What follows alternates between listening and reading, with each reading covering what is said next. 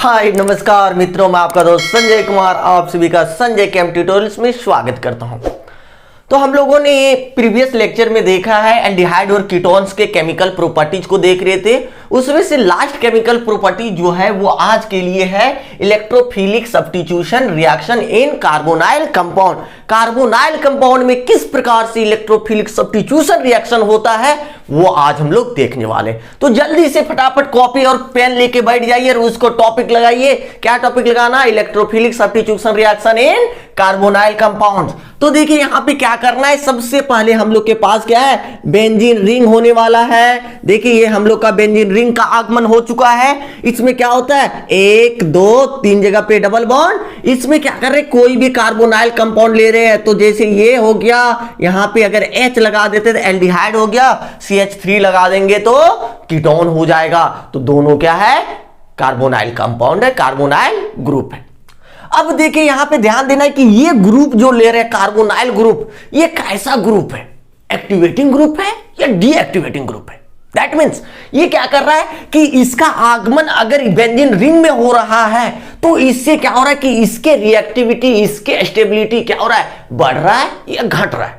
जैसे हम लोग करते हैं ना कि अगर घर में कोई व्यक्ति आ गया, हम लोग अपने बजट के अनुसार चल रहे थे, लेकिन किसी व्यक्ति के आगमन हो जाने से, मेहमान के आ जाने से क्या होता है कि घर का पूरा क्या होता है, जो भी आर्थिक व्यवस्था जो करके रखे थे कि 500 में 1 महीना हम लोग चला लेंगे, लेकिन वो आ गया तो उसको क्या किए, मुर्गा खिलाए या और भी चीजें खिलाए और वहां पे क्या किया कि आपका 200 से 300 रुपया खत्म कर दिया। तो वो क्या किया कि आपके जो रिएक्टिविटी और स्टेबिलिटी था उसको क्या किया, इसके आने से डीएक्टिवेट हो गया। दैट मींस वो क्या कर दिया, घटा दिया। आप जो पावर में थे उसको क्या कर दिया, इसने घटा दिया। तो ये चीजों को ध्यान देना है कि कौन आ रहा है, किसके आने से बढ़ता है, किसके आने से घटता है। अगर जैसे आता ना, हम लोग जब छोटे होते थे तो क्या देखते थे कि कोई भी गेस्ट आते थे तो वो हम लोग को क्या करते थे, कुछ पैसे देके जाते थे जाते टाइम में। तो उससे हम लोग का स्टेबिलिटी क्या होता था, बढ़ जाता था। कि मतलब जितना है उससे क्या होता था, कुछ पैसे ऐड हो जाते तो क्या होता था, बढ़ जाता था। ये बातों को ध्यान देना है। तो देखिए यहाँ पे 2 टाइप्स के हम लोग ग्रुप्स के बारे में डिस्कस करते हैं हमेशा। एक क्या होता है एक्टिवेटिंग ग्रुप और एक क्या होता है डीएक्टिवेटिंग ग्रुप। एक्टिवेटिंग ग्रुप मतलब कुछ पैसे दे देगा लाके, मतलब कुछ दे देना, उसके रिएक्टिविटी को क्या करना, बढ़ा देना। तो जितने भी अल्काइल ग्रुप होते हैं, अल्काइल ग्रुप्स क्या होता है, एक्टिवेटिंग ग्रुप होता है। ये क्या करेगा कि अगर आके जुड़ रहा है बेंजीन रिंग में तो इसके स्टेबिलिटी, रिएक्टिविटी को क्या करेगा, पुशअप करेगा, बढ़ा देगा। ठीक है, तो ये बातों को ध्यान देना है। इसको हम लोग क्या कहते हैं, इलेक्ट्रॉन डोनेटिंग ग्रुप के नाम से जानते हैं। किस नाम से जानते हैं, इलेक्ट्रॉन डोनेटिंग ग्रुप के नाम से। समझ में आया। लेकिन कुछ ग्रुप जो होते हैं उसको क्या कहते हैं, डीएक्टिवेटिंग ग्रुप।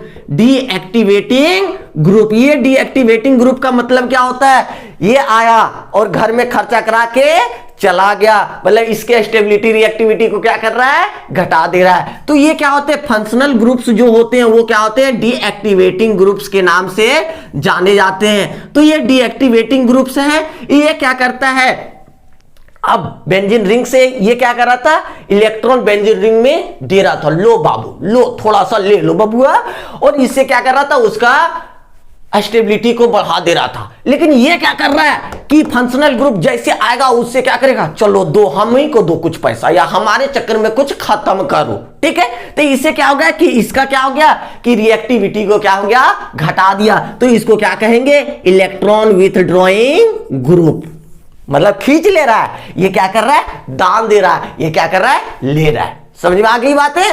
तो देखिए यहां पे क्या है कि ये भी चीजें हम लोग जानते थे, उसके साथ ही साथ थोड़ा सा और देखते हैं कि ये क्या करता है। अगर इफेक्ट की बात करें, हम लोग जो एकदम हर एक क्लास में बात करते हैं कि आई इफेक्ट, इंडक्टिव इफेक्ट, तो ये क्या होता है, जितना भी एक्टिवेटिंग ग्रुप वाला होता है क्या होता है, प्लस आई इफेक्ट।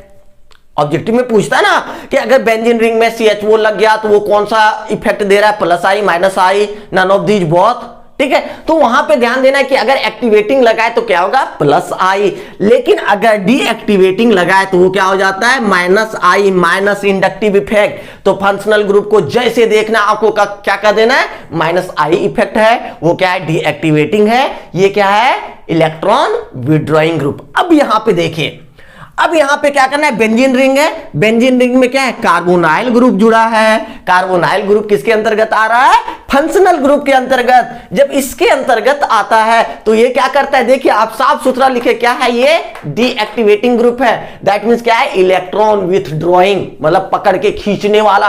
अब देखिए ये क्या करेगा, बेंजीन रिंगे से क्या करेगा कि इसके इलेक्ट्रॉन्स को खींच लेगा। कौन, ये वाला ग्रुप बेंजीन रिंग से खींचेगा। तो देखिए इसको हम क्लियर कर रहे हैं तब, ताकि इसको हम दिखा से कैसे कैसे खींच रहा है, ठीक है। इसको लिखने की वैसी कोई जरूरत नहीं है, ठीक है। देखिए आगे देखते हैं, हल्का सा देखते हैं यहां पे क्या कर रहा है कि ये क्या कर रहा है कि सबसे पहले देखिए कार्बन और ऑक्सीजन में मोर इलेक्ट्रोनेगेटिव कौन है, कार्बन और ऑक्सीजन में मोर इलेक्ट्रोनेगेटिव कौन है।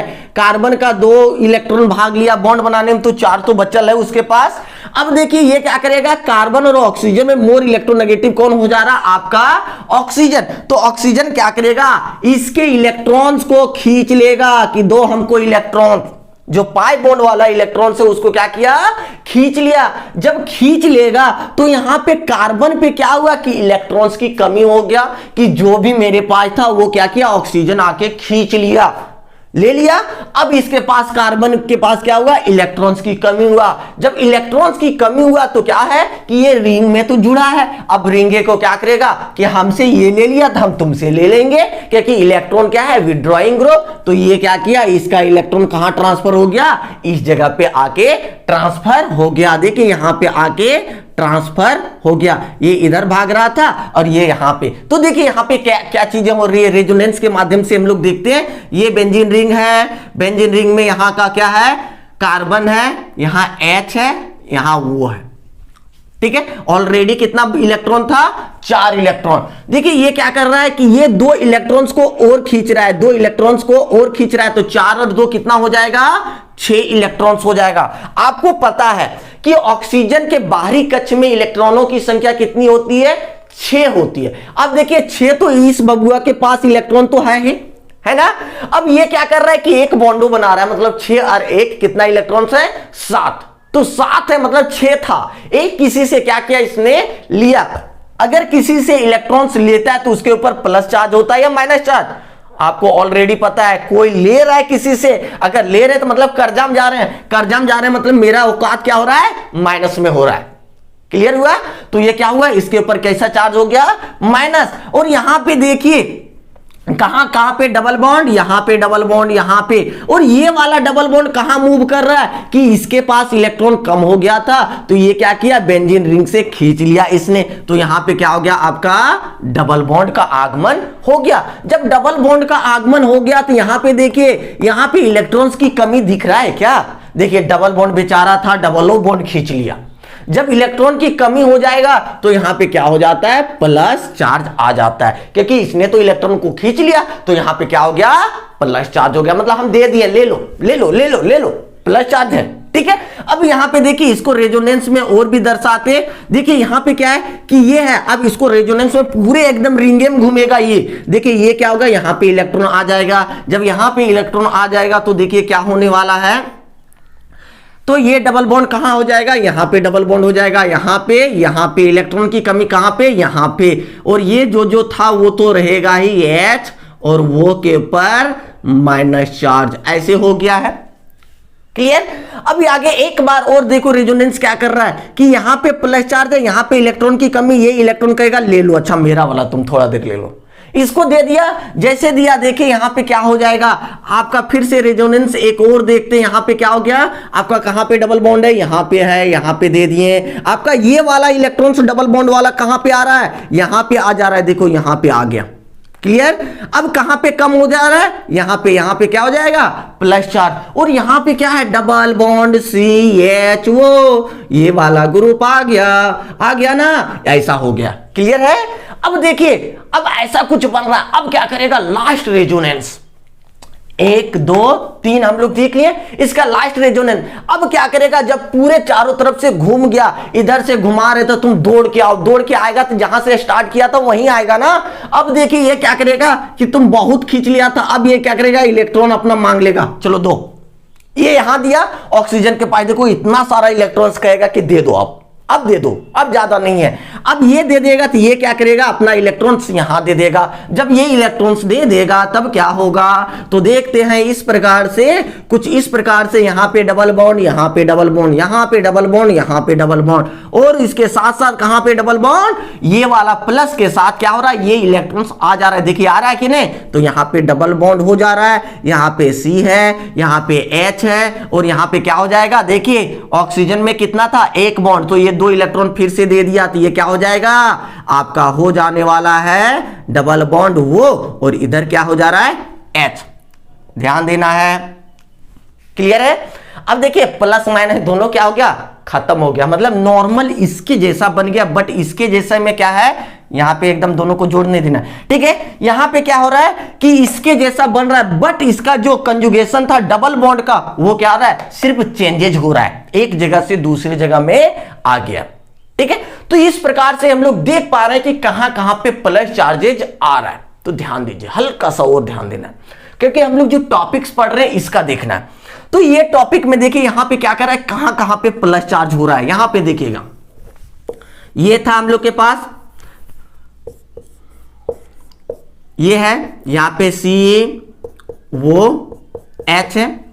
अब देखिए कहां कहां पे प्लस चार्ज हुआ, अच्छे से देखना है। सबसे पहले यहां पे हुआ, यहां पे प्लस चार्ज, फिर कहां पे हुआ, एकदम नीचे वाले में, यहां पे प्लस चार्ज है, फिर कहां हुआ, देखिए यहां पे, फिर यहां पे हो गया। देखिए इसको हम लोग क्या कहते हैं, ये 1 नंबर है, तो ये क्या है 2 नंबर, ये 3 नंबर, ये 4 नंबर, ये 5 नंबर, ये 6 नंबर। अगर 1 और 2 रहे तो उसको क्या कहते हैं, 1 2 को हम लोग क्या कहते हैं, ऑर्थो। क्या कहते हैं, ऑर्थो। ऑर्थो में क्या है, प्लस चार्ज है।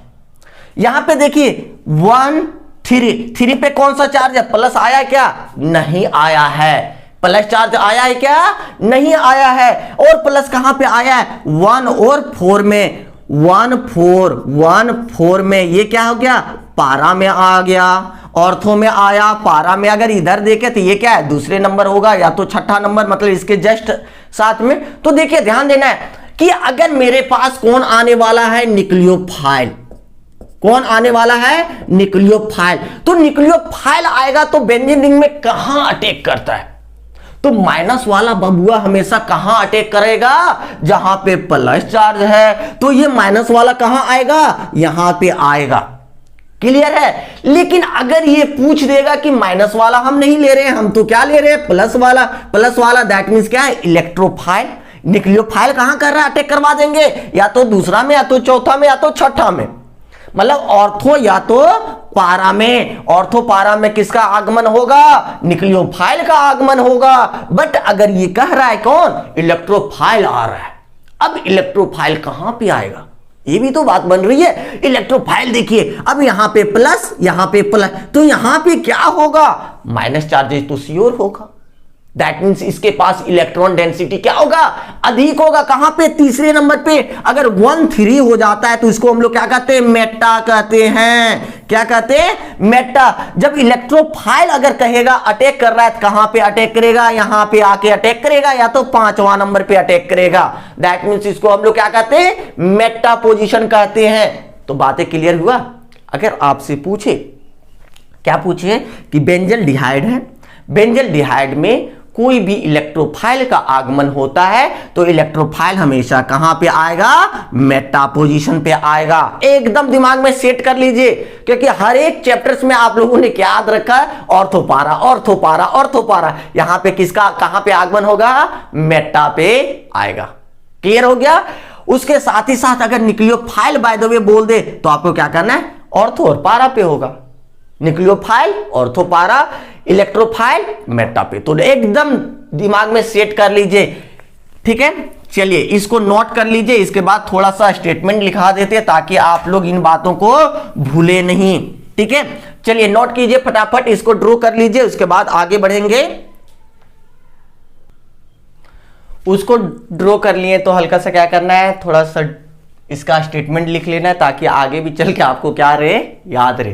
ये तो चीजें क्या होती है, हम लोग एक बार सुनते हैं समझते हैं, फिर कुछ दिन के बाद हम लोग क्या होते हैं, भूल जाते हैं। इसलिए देखिए क्या होता है कि हम लोग क्या लेते हैं, बेंजल डिहाइड लिए थे। तो बेंजल डिहाइड था, ऐसा था, ये सारी चीजें थी, यहाँ पे CO और यहाँ पे H था, प्लस यहां पे आ रहा था, प्लस यहां पे आ रहा था, प्लस यहां पे आ रहा था।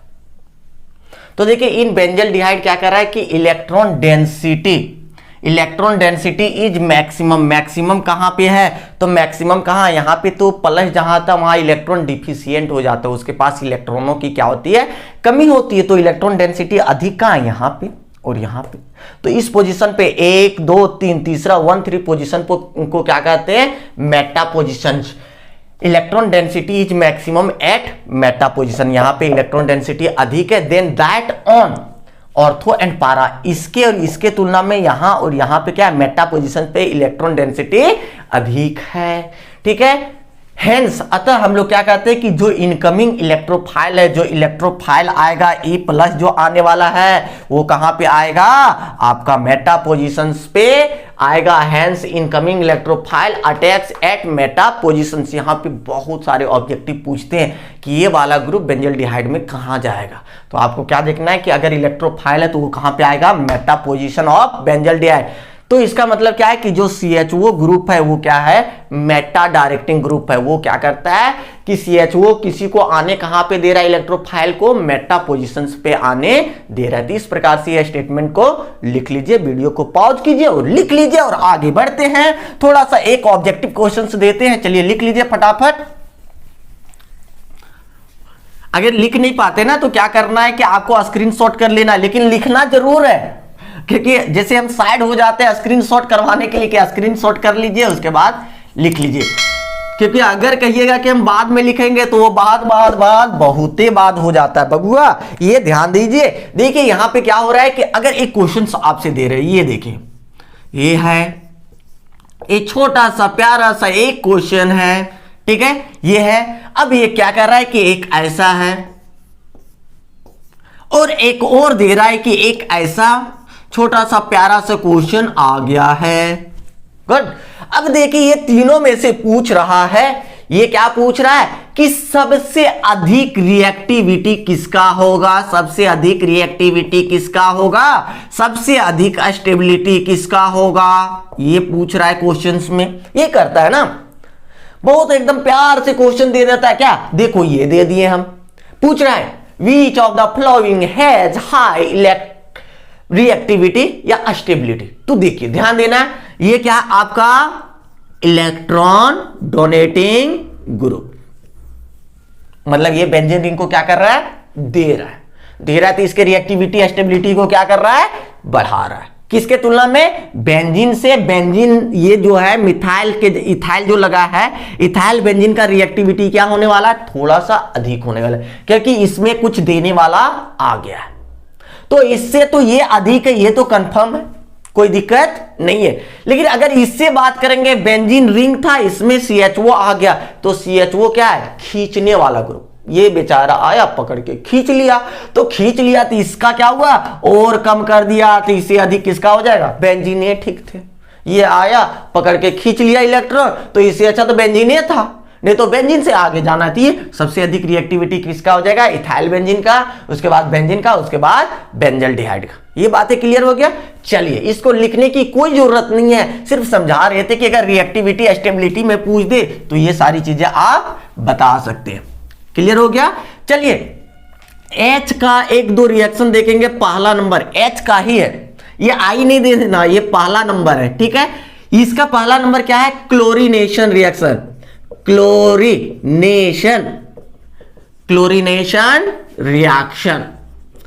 क्लोरीनेशन रिएक्शन है। अब देखिए इलेक्ट्रोफिलिक का ही क्या है, कुछ एग्जांपल है। अब आपके पास बेंजीन रिंग वाला बेंजल्डिहाइड फिर से है, बेंजल्डिहाइड है COH। इसमें क्या किया कि Cl2 दे दिया, किसके प्रेजेंस में? FeCl3 या एनहाइड्रस ClCl3। अब जैसे देगा तो आपको पता है कि ये इलेक्ट्रोफाइल के रूप में काम कर रहा है कि न्यूक्लियोफाइल के रूप में काम कर रहा है, तो आपको पता है, क्या पता है, भुला गए क्या? देखिए ये Cl और Cl है, एक प्लस एक माइनस, तो ये क्या कर रहा है? इलेक्ट्रोफिलिक पढ़ रहे हैं, मतलब इलेक्ट्रोफाइल आके अटैक करता है। तो इलेक्ट्रोफाइल कहां पे अटैक करता है? अब भी तो देखे थे हम लोग, मेटा पे करता है। तो मेटा कहां? 1 2 3 पे क्या हो गया? मेटा। ये क्या हो गया? Cl हो गया। क्लियर है। और यहां से एक Cl बच गया ना, तो बच गया तो यहां तो H था ना, देखो यहां पे H था, H निकाले तो वो क्या निकल जाएगा, HCl निकल जाएगा। ऐसे करके लिख सकते हैं। तो देखिए आपका क्या बना दे रहा है, 1 2 3, अगर डायरेक्ट लिखेंगे meta chloro benzaldehyde, meta chloro benzaldehyde, ऐसे करके हम लोग लिख सकते हैं। क्लियर है ना। चलिए इसके बारे में थोड़ा सा स्टेटमेंट लिख देते हैं। क्या लिखेंगे कि when benzaldehyde is treated with किसके साथ, Cl2 in the presence of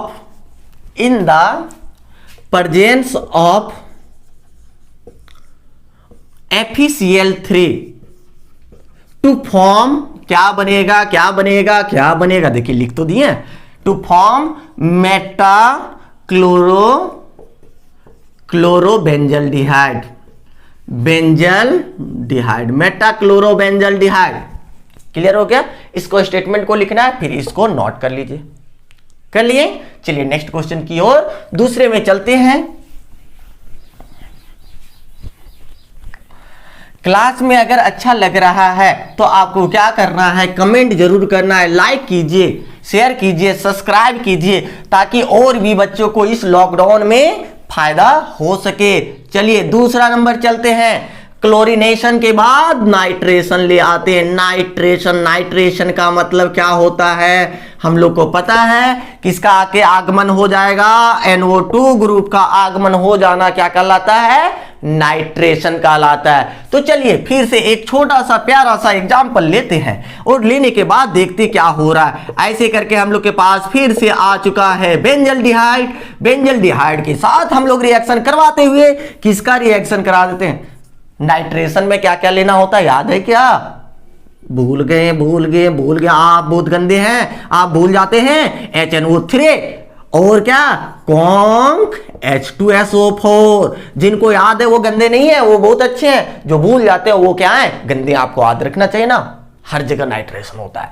तो देखिए NO2 जो है वो फिर से क्या है, इलेक्ट्रोफाइल है, तो वो क्या करेगा, फिर से कहां आके जुड़ जाएगा, तो हम लोग को पता है कहां पे आके जुड़ेगा, मेटा पोजीशन पे आके जुड़ गया ना। कितना इजी था। क्या लिख सकते हैं, meta nitro benzaldehyde, meta nitro benzaldehyde लिख दीजिए। स्टेटमेंट तो आप खुद लिख सकते हैं। क्या लिखना है, कुछ नहीं, when benzaldehyde is treated with, अगर हम लोग रिएक्शन कर रहे हैं विथ किसके साथ, कॉन्क HNO3 एंड क्या है, कॉन्क H2SO4 टू फॉर्म क्या बन जा रहा है, देखिए क्या है, Meta nitro benzaldehyde. Clear हो गया ना। चलिए इसको लिख दीजिए। बहुत इजी सा प्यारा सा क्वेश्चन दिए, स्टेटमेंट लिखिए, एग्जाम्पल लिखिए, क्योंकि इसकी सारी समझने वाली चीजों को हम लोगों ने समझ चुके हैं कुछ मिनट पहले। ठीक है, चलिए आगे बढ़ जाएं। चलो नेक्स्ट वन रिएक्शन, आज का रिएक्शन नंबर लास्ट। उसके बाद कुछ हम लोग देखेंगे, क्या देखेंगे, इसके यूजेज, इसके उपयोग को देखेंगे। इसके बाद एल्डिहाइड कीटोन खत्म, सिर्फ बचेगा कौन, कार्बोक्सिलिक एसिड बचेगा, उसको कल से स्टार्ट कर देंगे। देखिए तीसरा नंबर सल्फोनेशन रिएक्शन है। सल्फोनेशन का मतलब क्या होता है, याद है ना, किसका आगमन होता है, अब SO3H बबुआ का आगमन होता है। अब इसका आगमन होगा तो कहां पे आके जुड़ेगा, तो वही है ना आपका यही प्यारा सा, कहां पे आने वाला होता है, मेटा पे। ठीक है, तो देखिए एक एग्जांपल ले लेते हैं, इसके बाद स्टेटमेंट को लिख देते हैं। जैसे देखिए बेंजल डिहाइड, ये हो गया आपका प्यारा सा छोटा सा बेंजल डिहाइड। ठीक है, इसका किसके साथ रिएक्शन कराते हैं, याद रखना है सल्फोनेशन में सिर्फ क्या होता है, कॉन्क H2SO4। अगर दोनों दे दे नाइट्रेटिंग मिक्सर वाले टाइप में, कॉन्क H2SO4 और कॉन्क HNO3, तब क्या होता है, नाइट्रेशन होता है, बट यहां पे क्या कर रहा है, कॉन्क H2SO4 लेना है। क्यों? क्योंकि हम लोग क्या करा रहे, सल्फोनेशन करा रहे। ठीक है, तो इसमें क्या हो जाएगा, फिर से देख लीजिए, इसमें ऐसे करके ये क्या करेगा, जो है वो रहो अपने घरे रहो। ठीक है, यहां पे क्या आ जा रहा है, SO3H हो जा रहा है। बट यहां ध्यान दीजिए, इसका नाम लिखिए। नाम लिखने के लिए हल्का सा गलतियों को ना दोहराते हुए हम लोग सही से लिखेंगे। क्या करेंगे, देखिए ये क्या है, CHO है, एल्डिहाइड है।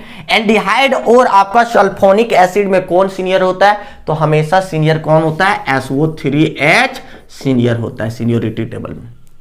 अब सीनियोरिटी टेबल में SO3H सीनियर है, तो इसका नाम सबसे लास्ट में, इसका नाम पहले। अगर इसका नाम पहले लिखते तो इसका नाम क्या होता है, फॉर्माइल। क्या होता है, फॉर्माइल। तो आप क्या लिख सकते हैं, 1 2 3, 3 पे या तो मेटा पे, मेटा पे क्या है, फॉर्माइल है, मेटाफॉर्माइल। इसके बाद क्या है, बेंजीन है, बेंजीन। उसके बाद क्या है, सल्फोनिक एसिड है, सल्फोनिक एसिड, सल्फोनिक एसिड हो गया। ऐसे हो गया तो इसका नाम क्या हो गया, मेटाफॉर्माइल बेंजीन सल्फोनिक एसिड। इसका स्टेटमेंट लिख दो, क्या लिखेंगे, when benzaldehyde, when benzaldehyde is treated with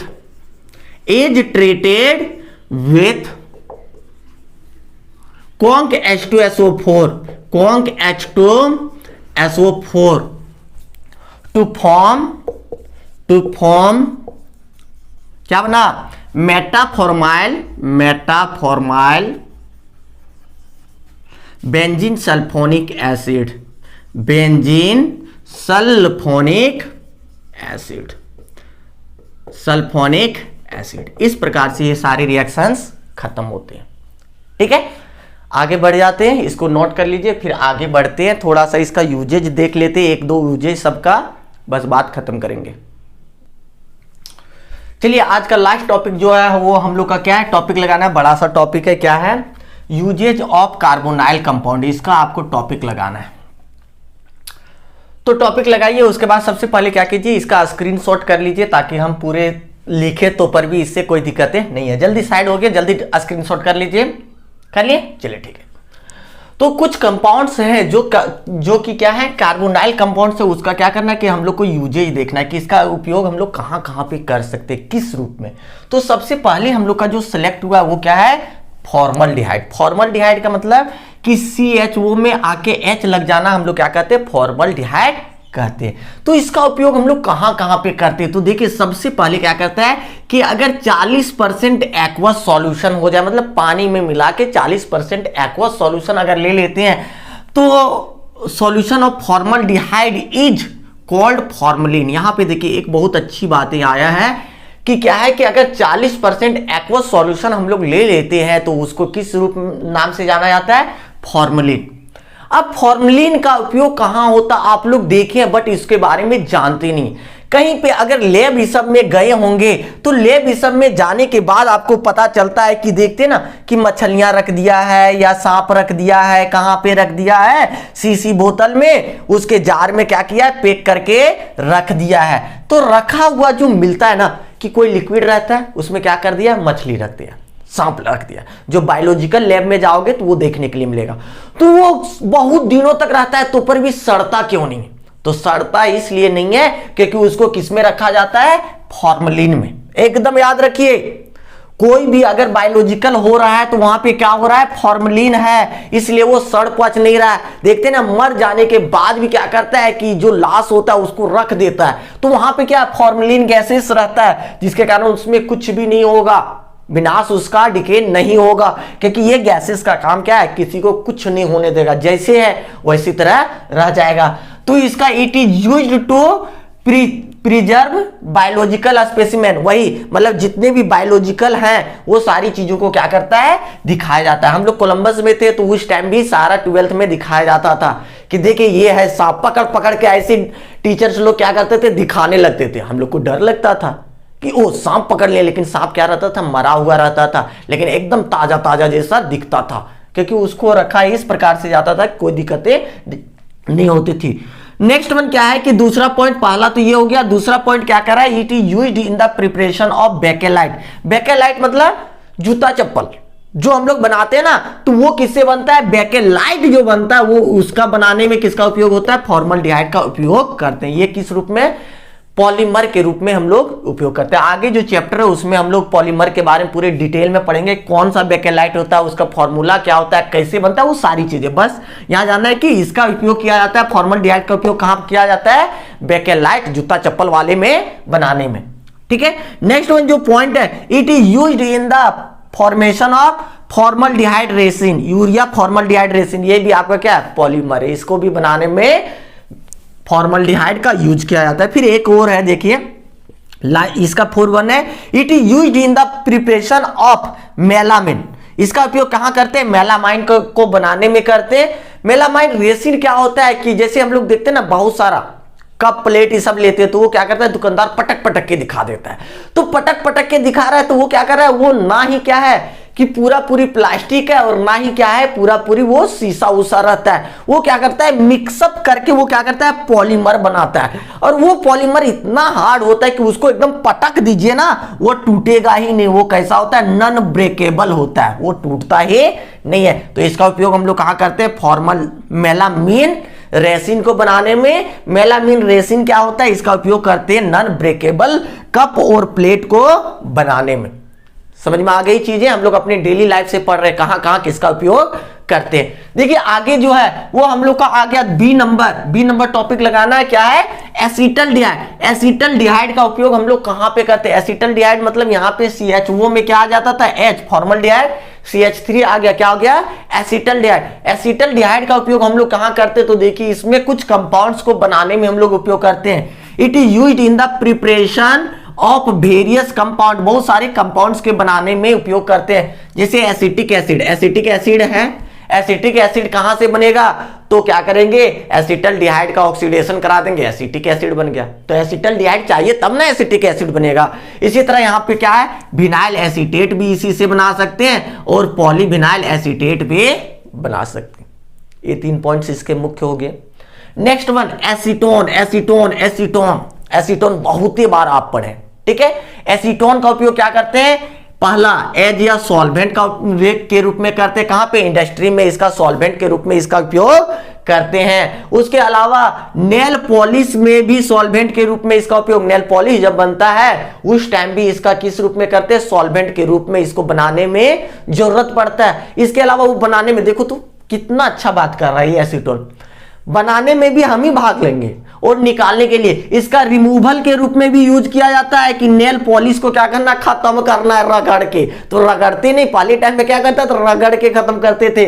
अभी के टाइम में क्या होता है कि ये कोई लिक्विड ला दिए, जिस लिक्विड का नाम क्या है, एसीटोन, लगा दिए, आपका क्या हो गया, अपने आप हट गया, ऐसा होता है। तो इसका उपयोग क्या करते हैं, नेल पॉलिश रिमूवल के रूप में, ठीक है। लास्ट वन है बेंजल्डिहाइड। बेंजल्डिहाइड, बेंजीन में CHO आ जाने से क्या होता है, बेंजल्डिहाइड। बेंजल्डिहाइड का उपयोग कहां पे करते हैं, वैसे लोग करते हैं जो कि क्या करते हैं, बहुत दिनों के बाद नहाते हैं, ठीक है। वो क्या करेगा, परफ्यूम लगा के जाएगा, ठीक है। तो वो सारी चीजें परफ्यूम्स बनाने में या डाइज बनाने में इसका उपयोग करते हैं। देखिए एक नया वर्ड आ गया, डाई। डाई का मतलब क्या होता है, जैसे आप देखते हैं डाई भी आप सुने हैं कि बोल क्या कराना है, डाई करवाना है हमको, बाल डाई करवाना है या कुछ भी चीजें। तो डाई करने का मतलब क्या होता है कि 2 चीजें यहां पे आती है, एक कलर करवाना, एक डाई करवाना। कलर करवाने का मतलब होता है कि आपका जो वो कलर होगा वो परमानेंट नहीं होगा, लाइफ टाइम नहीं होने वाला है, कुछ दिन में वो क्या होगा, धुल जाएगा। और डाई करवाने का मतलब क्या है कि ये परमानेंट हो जाता है, एक बार अगर हो गया तो आपका क्या हो गया, छूटेगा ही नहीं। तो हम लोग जो क्लॉथ्स जो होता है, कलर जो होता है, तो इसको कलर करवाना नहीं कहते, इसको क्या किया हुआ है, डाई करवाया गया है। अगर कलर करवाया रहता है, जैसे हम लोग लेते हैं ना, बहुत जगहों पे फुटपाथ इस सब पे ले लेते हैं, तो कुछ चीजें क्या होती है, खराब निकल जाती है। तो वो क्या होता है कि कुछ 2-3 बार धोए तो वो क्या हुआ, सब कलर बाहर। तो वो क्या किया गया, डाई नहीं किया जाता, वो क्या किया गया था, कलर करवाया गया था, कलर क्या हुआ, निकल गया। लेकिन वही डाई अगर होता तो वो क्या होता है, जैसे हम लोग अच्छे कपड़े लेते हैं तो उसमें क्या होता है, कलर जैसे के तैसे 2-3 साल भी पहन लो, कलर जैसे के तैसे रह जाता, तो वो क्या होता है, डाई। और तुरंत कलर भाग जाना कलर। तो यहाँ पे हम लोग किस रूप में उपयोग करेंगे, परफ्यूम के रूप में, डाइज के रूप में उपयोग करेंगे बेंजल डिहाइड का। इस प्रकार से आपका क्या हो गया, एल्डिहाइड्स और कीटोन्स के सारी चीजें कंप्लीट हो गया। नेक्स्ट क्लासेस से हम लोग क्या करेंगे, कार्बोक्सिलिक एसिड के बारे में डिटेल से पढ़ेंगे। अगर ये लेक्चर आपको पसंद आता है तो लाइक जरूर कीजिएगा। अगर लाइक, आपका एक एक लाइक हम लोग को क्या करता है, मोटिवेट करता है। अगर आप लाइक करते देखते हैं सभी को, लेकिन लाइक कोई नहीं करते, जो कि हमको क्या करता है, डिमोटिवेट करता है, नाखुश करता है। इसलिए आप क्या कीजिए, थोड़ा सा लाइक का बटन जरूर कीजिए, ताकि हम भी क्या हो, आपके प्रति और भी ज्यादा क्या है, तैयार रहे हमेशा। ठीक है, चलिए, thanks for watching. Please like share subscribe जरूर करें। थैंक्स।